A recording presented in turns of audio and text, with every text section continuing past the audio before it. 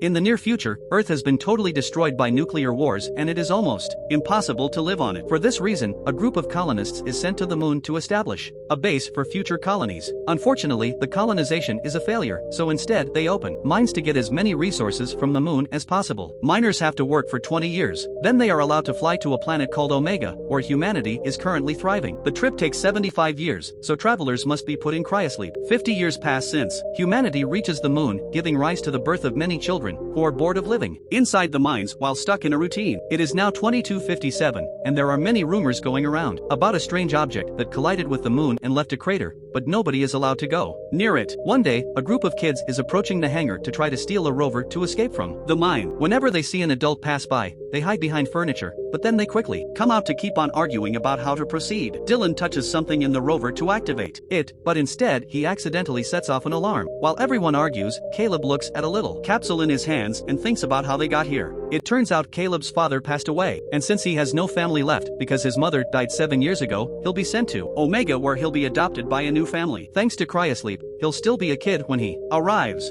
Caleb doesn't want to leave because all of his friends are here, but his complaints are ignored and he's informed that he'll be leaving in 3 days after an incoming meteor shower is over. This makes Caleb remember the time his father Michael would teach him not to be scared of the very high ladders around the base. They climb one together, and while watching the sky, Michael tells him about the stars and how family may be gone but still with them in spirit. He also wants Caleb to see the crater before he died. Caleb returns to that spot to relive the memory with pure nostalgia, and he's soon joined by his best friends Dylan, Borny, and Marcus. They get upset to hear Caleb will leave them soon, but they also know about his father's last wish, so Dylan proposes that they have a last adventure together and sneak out of the base to see the crater. First, they steal a bunch of useful tools for the trip, and while they're going through their findings, Caleb is visited by an officer that brings him the little capsule with Michael's ashes. During lunch, the boys realize that to leave they'll need base passcodes. Dylan decides to approach Addison, a girl with no friends because she just moved from Earth and everyone thinks she's weird. Her father is on the science team, meaning she has access to the codes. His approach is rather awkward and a suspicious Addison goes away, so Dylan goes after her and confesses his real intentions. Addison wants adventure too and is envious of the boys' friendship, so she accepts to get them the codes, as long as she can come along too. Back to the present,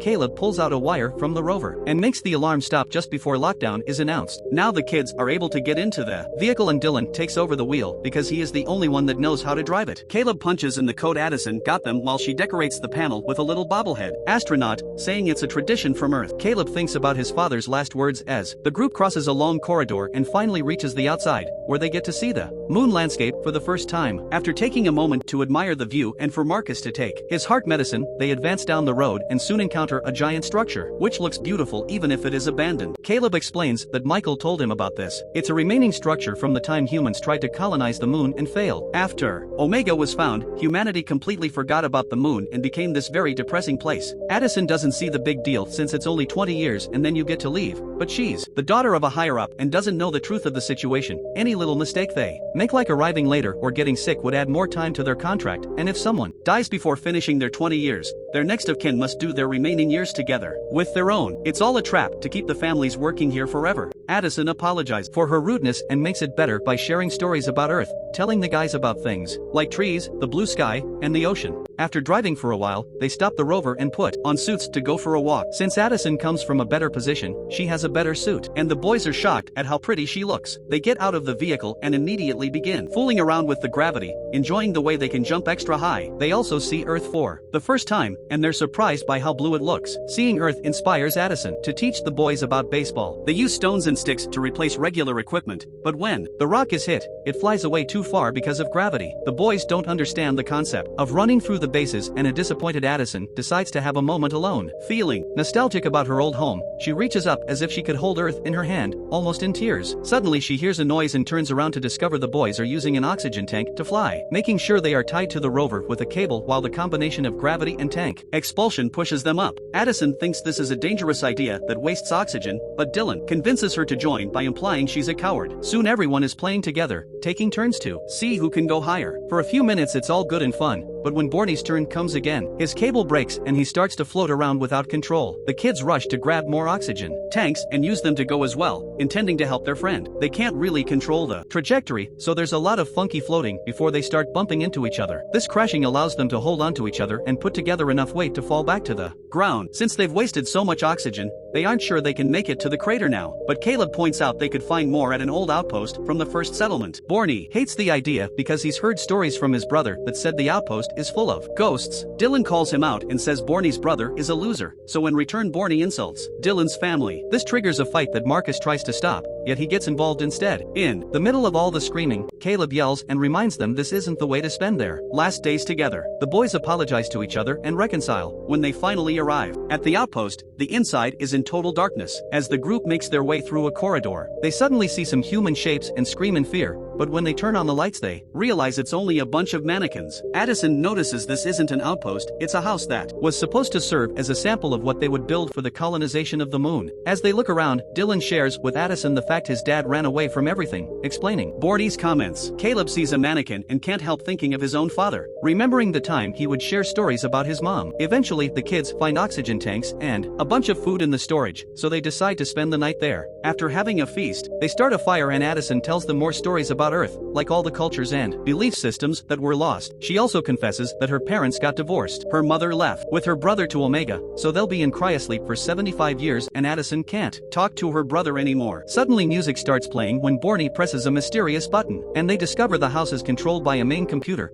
making Caleb realize how unfair it is. So many nice things like art were abandoned. Furious hate for the system takes over their mood, and now the kids decide to start destroying the house. There is nothing they leave untouched. Every object except the main computer is smashed. They jump on the bed to have a pillow fight, and they run through every room in the house without a care. Later, when most boys are asleep, Addison is still up, and Caleb joins her. He shares that Dylan is his most important friend. Because he shared his food when Caleb didn't have any, he also worries about what may happen to Dylan after he's gone. Caleb makes Addison promise that she will be Dylan's friend and support him after Caleb leaves. In the morning, the kids get back on the rover, but after a few hours of driving, the vehicle runs out of battery. While the boys argue about what to do, Addison sends out a distress signal, pointing out they have quite a few hours until a rescue team comes because of the lockdown. This is enough time for them to go to the crater on foot and return to be rescued. Later, the kids put on the suits again and walk for some time until they finally reach the crater, which is huge. Caleb thinks back about Michael and the fact his father made him promise he'd visit the crater one day, so he hopes he's proud. When they look inside, they're shocked to find a glowing structure surrounded by strange pillars. One of these pillars has a phrase that says the past is never far away. There's also a door on the floor that suddenly opens, and the kids take the stairs into a corridor with breathable air. Eventually they find a room with only a fake tree in the middle of a black circle and a phrase talking about skies left behind. Addison recognizes this type of room and starts pressing on the walls like crazy until a panel opens up, revealing a button. When she pushes it, a white light encases the room and they are suddenly transported to Earth, where the boys get to see for the first time in their lives what nature is like and how blue the sky is. Walking around and touching things reveals is only a hologram, but they still find it to be an outstanding experience. Suddenly Caleb finds a star on the floor and the hologram ends as he removes the panel, under which he finds his mother's ashes and a photograph of his parents together. Finally understanding what Michael wanted, Caleb takes the picture for himself and leaves Michael's ashes together with his wife's. Caleb is really upset now because he still doesn't want to leave the moon since this is his true home. However, Dylan points out that everyone's dream is to leave this garbage hole and have a good life in Omega, so Caleb shouldn't waste it. His father would definitely not have wanted him to. Suddenly Marcus falls because he's feeling sick.